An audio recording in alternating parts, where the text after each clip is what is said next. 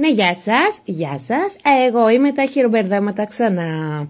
Σήμερα θα σας δείξω το βιντεάκι παρτού για να σας δείξω πώς θα κάνουμε δικά μας καλούπια και τις πλακέτες δικές μας λαμπαδίτσες που είναι ιδανικές για τεκουμπάζ και όχι μόνο. Είχαμε κάνει το πρώτο βιντεάκι, πάμε τώρα να δούμε και τη συνέχεια.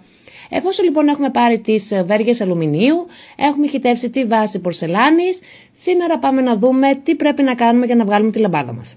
Θα χρειαστούμε φυτίλι, βελόνι για να περάσουμε το φυτίλι και φυσικά το κερί που θα χυτεύσουμε.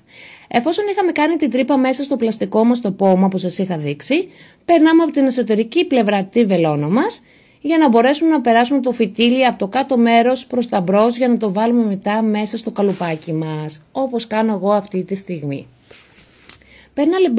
Περνάμε λοιπόν το φυτίλι μέσα στο καλούπι μας, το τεντώνουμε και πάμε και κουμπώνουμε τη βέργα μας πάνω στο πλαστικό μας το καπάκι.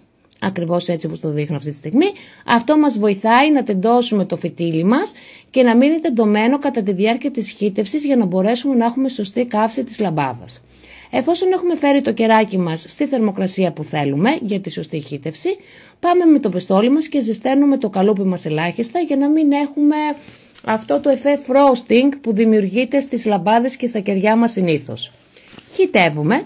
Και κατά τη διάρκεια κουνάμε πέρα δόθη το φυτίλι μας για να σκάσουμε τυχόν φυσαλίδες και να απελευθερωθεί ο αέρας που μπορεί να έχει εγκλωβιστεί. Εφόσον χυτεύσουμε, περιμένουμε να περάσουν 20 λεπτά.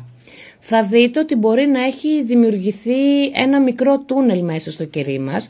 Μη σας φοβήσει, είναι φυσιολογικό καθώς κρυώνει. Και επίσης εμείς θα πάμε κλασικά με το πιστολάκι μας. Εδώ είναι και το τούνελ που σας έλεγα, αυτό εδώ. Μη σας φοβίζει, όλα διορθώνονται και όλα είναι φυσιολογικότητα. Πάμε λοιπόν με το πιστόλι μας και ζεσταίνουμε το κερί μέσα στο εσωτερικό του καλουπιού μας και μετά πάμε και συμπληρώνουμε κεράκι. Χυτεύουμε δηλαδή το υπόλοιπο κερί μας μέσα στο καλούπι. Ξανακουνάμε το φυτίλι μας, βάζουμε το στήριγμά μας για να μείνει το φυτίλι στο κέντρο της λαμπάδας και περιμένουμε περίπου 40 λεπτά ώστε να κρυώσει. Θα το δείτε ότι έχει κρυώσει και ότι είναι έτοιμο, γιατί υπάρχει στις άκρες, άμα δείτε, έχει ξεκολλήσει το κερί από το αλουμίνιο. Με αυτόν τον τρόπο καταλαβαίνουμε ότι η λαμπάδα μας είναι έτοιμη.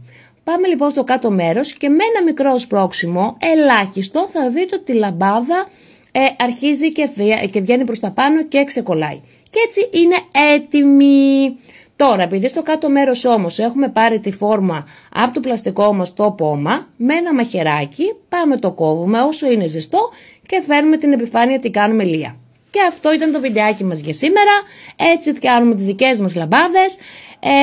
Μέχρι τότε, μια καρδουλίτσα στο βίντεο, αφήστε μας και ένα σχόλιο να μας πείτε πώς σας φάνηκε το βιντεάκι μας και μέχρι το επόμενο βίντεο σας εύχομαι καλές δημιουργίες, πολλές επιτυχίες και ευελπιστώ να δω και τα δικά σας βιντεάκια και τις δικές σας χειροποίητες λαμπάδες με αυτόν τον ίδιο τρόπο όπως τον έκανα και εγώ. Γεια σας!